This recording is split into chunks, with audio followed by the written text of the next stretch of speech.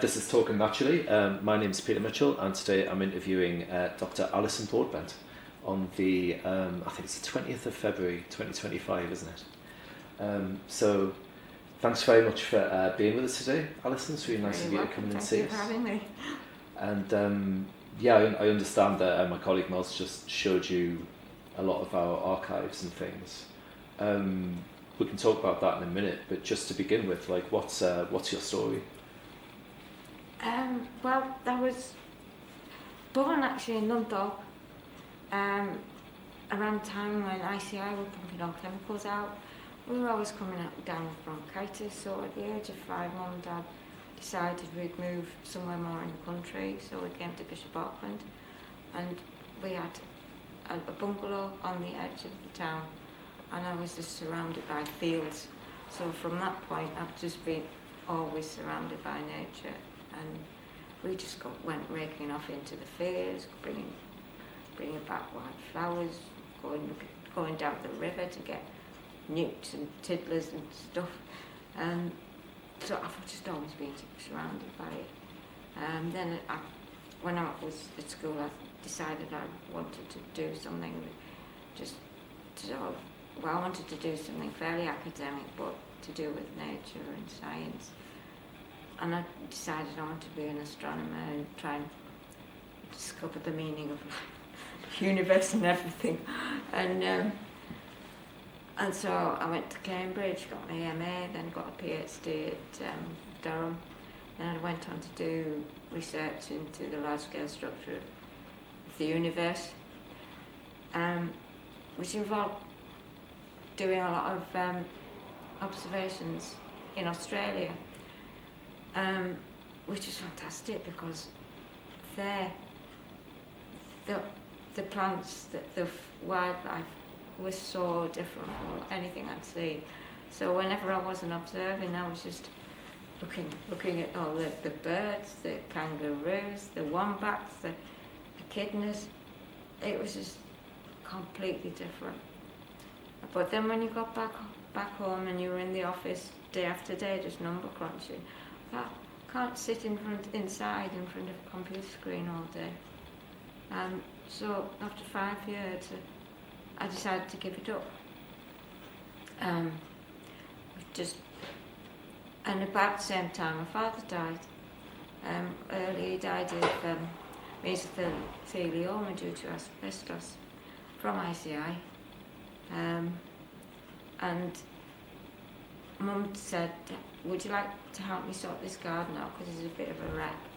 So we set off and just tried to landscape it bit by bit. And it was that sort of contrast between being in front of a computer screen all day, every day, to spending all day out in the garden with the elements and the flowers, the birds. It was just so peaceful. It was just like a sanctuary, and you had just sort of relaxed. And after about a year just helping Mum at home, I managed to get a little gardening business set up, and it grew, and I started doing design and build. And it was just, again, I mean, yeah, the winters were pretty rubbish when you were getting wet and cold, but you were always outside and you could always observe nature. The flowers, when you were digging away, there would be a robin came and sat next to you. And I did that for about 13 years, and then various health issues, plus looking after my mum, who was by that time well, first of all she got cancer, so I had to look after her then, and then after that she got dementia, so I was at home just looking after my mum. I had my own health issues, so all those years I was trying to stay out of hospital myself to look after mum. And the only relief from it was just going into the garden and just spending what little time I could. And your head would be screwed up in a knot full of worry and anxiety. As soon as you go outside, it just disappears. It suddenly seems totally insignificant to what's out there, you know. It seems trivial. and you can just lose yourself for a bit. Eventually Mum went into a home, and so I thought, right, I can start again, I'll get another job, perhaps I'd like to start another gardening design business. And then I was just, while I was sort of trying to decide where to go from there, because it had been about 10 years since I'd worked, I was coming home from the shops one day, and I was just walking across the side entrance off Main Road, and a white van swung in and ran me over. Don't remember much about the detail of it, but I was taken to James Cook. They had to amputate my leg. My other leg had a lot of metal work put in it. My right arm I had a serious degloving injury on the right arm and the left shin. My hand was completely crushed. Just about every bone in my body was broken. And it was a bit touch and go as to whether I was going to get through it. I spent 2 months in James Cook. They patched me together. But about 4 weeks into them, I got a very serious chest infection. And again, I was out there, you know, it was looking a bit touch and go again. And I just said, I'm not giving up. I want to see the flowers again. I want to see the flowers in spring. And I want to be able to grow tomatoes again. And I think it was that I didn't want to leave those behind. That got through me some of the dark days when you're just staring at the ceiling in a hospital bed. And I did eventually get home, but just seeing the crocuses and the snowdrops come up again, they just seemed extra special that year. Because I've been slowed down, you seem to notice the details more. And for a while I couldn't even get out the house on my own because I had steps either side, and it was just like I had to be reliant on somebody else to help me get out in a wheelchair. And in the end I thought, I can't be doing this, I've got to figure out a way of getting out myself. So by the Easter I just sort of worked out that if I could get to the door, I could throw out a chair and then climb out and then use the chair as a Zimmer frame. I could get around the garden and then I could use the chair to sit down. Now this was frowned upon, seriously, but I got outside again and I could get out on my own, and it was beautiful Easter the Easter of 2019 was really warm, and I just sort of sat out. This is marvellous, I'm outside again, I'm free. And then shortly after that, I started my rehabilitation, and that was very, very intensive. Lots of appointments, physiotherapists 2 or 3 times a week. They managed to get me a prosthetic leg that fit. And you always had to see little, during your rehabilitation, sort of had goals. I would reach one. First it was getting out of the house on my own, and then it was being able to walk. But it was always the practicing was getting outside. I would go to all the clinics and get the lessons, you know, all the physio sessions. But then it was going outside and practicing. Right, I want to go outside. I want to be able to walk around the garden. I've got to get the leg on. So it just forced you, just the urge to get outside again, and being amongst nature, start gardening again. It gave you that incentive to do all the exercises, and I suppose it's being outside.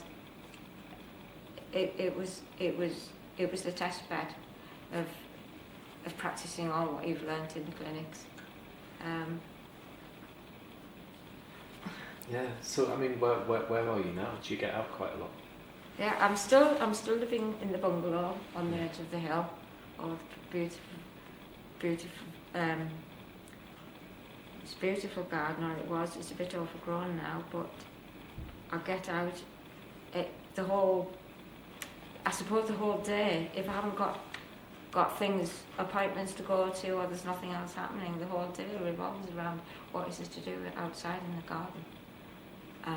And if you get a nice day and you've got an appointment, you're just begrudging it because you want to be outside, you want to be in amongst nature, and it's yes, you are gardening, but all the time you're observing maybe a lichen growing on a fence, or the robin that comes and is waiting for grubs, for you to dig up grubs, or maybe the buzzards are flying over the valley, or maybe you see a butterfly that you haven't seen for a while, or a caterpillar. There's just always something there to look at. So can I ask, did you find that anything from, starting as an astrophysicist, did you find that any of your study of the universe kind of carried over into the way that you kind of study nature? I think the sort of the discipline is the same basically, it's just a different subject. I've basically trained to problem solve, to explore the forefront of science, and so you just apply whatever training. It's just the way your mind works. You're always wanting to explore and find out new stuff. It may not be new to the human race, but it's new to me. Yeah. It's just the inquisitive mind. Whether it's plants, stars, it's just the wonder of the universe we're living in, basically. What's the what are the areas of the natural world that you're most interested in? Definitely plants, because I'm a gardener. And seeing what I think I'm fascinated by, seeing the wild version of what the cultivate and what it's been cultivated into, and then how the two merge between the two, and what people say are weeds. I think they're beautiful. We were just looking in the archives at the forget-me-nots, which I think is beautiful, but people think it's a weed, and the creeping buttercup comes underneath the fences, but it's all beautiful, and it's that sort of merge between the two. Did you ever get frustrated when you were designing gardens and landscaping? Did you ever want more weeds, basically? I think it was coming into the age, and it is very trendy at the minute, is the rewilding and letting things be more natural. And I'm all for that, and letting things self-seed. And after all, things are going to grow best where they're happy, they're not. It's all very well getting some beautiful, tender, picky plant and trying to grow it in the northeast of England. It's just not going to survive, but just go with nature, grow what grows best. And if the weeds come in, you can delete them as necessary, but I think it's that merge between the two. It's just fascinating. It's sort of my style of garden is more sort of editing out nature and then getting cultivated ones, but letting it seed itself around and letting wildflowers come in and letting themselves and the two mingling. And that, I think, is becoming more a preferred style of planting. That's what you're doing in your own garden? Yes. Yeah, and it encourages it encourages the native fauna as well, because they're getting the growth they want. They're not getting foreign stuff. So what do you get in your garden? Like, what's there? What plants or? Yeah, and fauna, I guess. Fauna. Well, I get. Where do we start? We get shrews, squirrels, grey squirrels unfortunately, deer, rabbits, occasionally we get badgers, weasels, birds, we get quite a lot. Oh, we get a lot of long-tailed tits, occasional bald crest, lots of tits, not many finches anymore, a few chaffinches, buzzards, magpies and all the big boys, and crows. We've got quite a colony of crows, and they have fights with the magpies. Pheasants, we get quite a lot of pheasants. Yes. Yes. Occasionally we get ducks coming in, but they tend not to stay very long. Occasional heron, so quite a variety. And then wildflowers, well, we just get the usual thugs basically, with one or two like nice ones, like the little trefoils and the euphorbias, the geums, speedwells, the little delicate ones as well. But an awful lot of there's a rampant ones too. Yeah. So you get to spend a lot of time in your garden? As much as I can, yes. I was out this morning in the wind and the rain. It's not a nice day for it. Well, I'm obsessive. Yeah. It's just, you've got to be outside, you've got to be out doing stuff. If I don't, I just feel gloomy and grumpy. It just puts your head in a completely different, it just relaxes you. Being inside is not healthy. Your anxieties tend to sort of build up inside you. I live on my own. They just build up and up and up. I go outside in the garden and they just disappear. I mean, I'm stood out in the wind and the rain, and you just seem very, very insignificant. But that's nice because it just sort of puts things into perspective, really. And you have your like advocacy work as well now, don't you? Yeah. After I had a serious injury claim, and when it's finished, my solicitor said, "Is there anything we could have done better?" And I said, "Well, I never actually saw another amputee.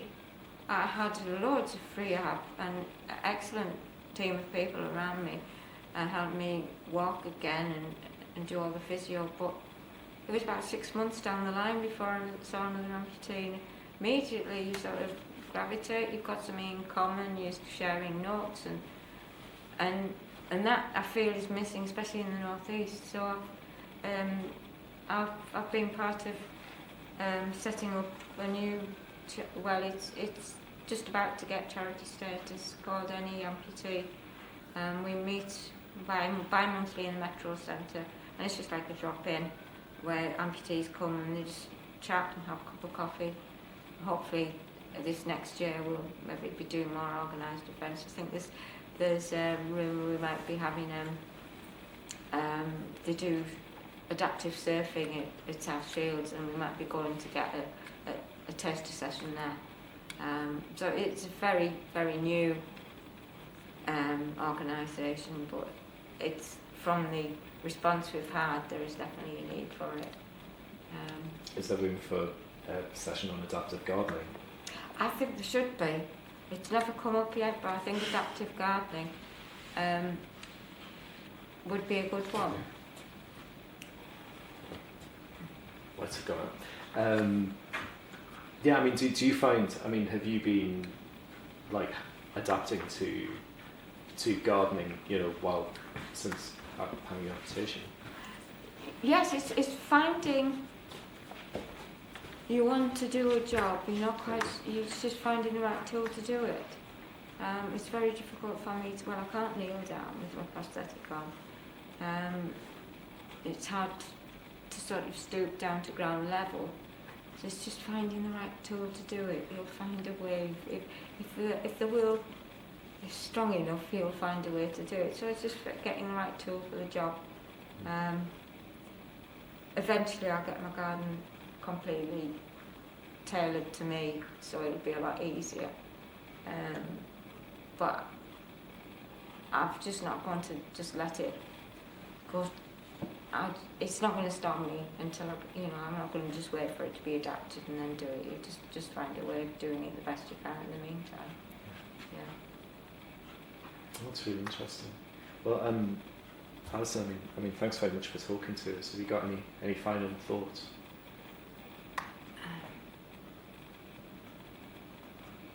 I think the power of nature in healing from all manner of things is just so strong,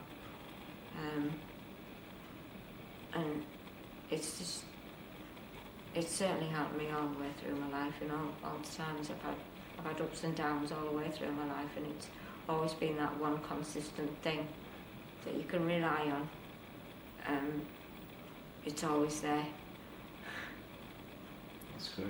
Well, thank you very much. It's been a privilege talking to you. Thank you very much. Fantastic. I think we can end the video there.